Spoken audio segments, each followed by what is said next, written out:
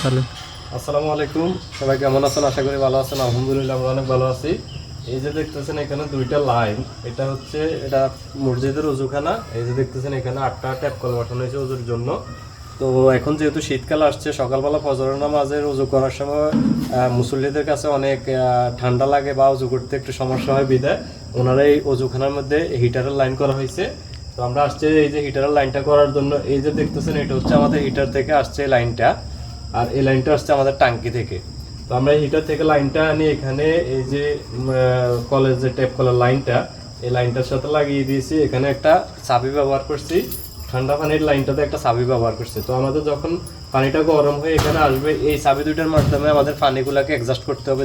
যেহেতু এখানে গরম পানি ঠান্ডা পানির লাইন করা নেই, শুধু সিঙ্গেল ঠান্ডা পানির লাইন করা আছে। তো আমাদের এই চাবি দুইটাই হচ্ছে মেইন। এই চাবি দুইটা আমাদের পরিমাণ মতো এখানে পানি চেক করে পরিমাণ মতো চাবি দুইটা আপনি যতটুকু প্রয়োজন ততটুকু খুলে দিলে গরম ঠান্ডা পানি অ্যাডজাস্ট হবে। আর আপনি যদি শুধু ঠান্ডা পানি ব্যবহার করতে চান তাহলে গরমের লাইনটা বন্ধ করে রাখলে হবে, ঠান্ডাটা চালু করে দিলে হবে। এই যে গরমের লাইনটা বন্ধ।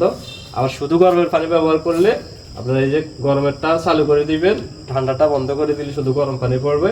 আর যেহেতু শুধু গরম পানি দিয়ে উজু করা সম্ভব না, মুখ পোড়া যাওয়ার সম্ভাবনা আছে, তাই আমাদের গরম পানির লাইনটা চালুর পাশাপাশি আমাদের ঠান্ডা লাইনটা যে পরিমাণ মতো যেখানে দিলে আমাদের পানিগুলো অ্যাকুরেট আমরা মুখে নিতে পারবো, ওই পরিমাণ মতো ঠান্ডা লাইনটা চালু করে দিলে আমাদের গরম এবং ঠান্ডা পানিটা দুইটা অ্যাডজাস্ট হয়ে এই যে পাইপ দিয়ে আমাদের ট্যাপ কলের মধ্যে যাবে।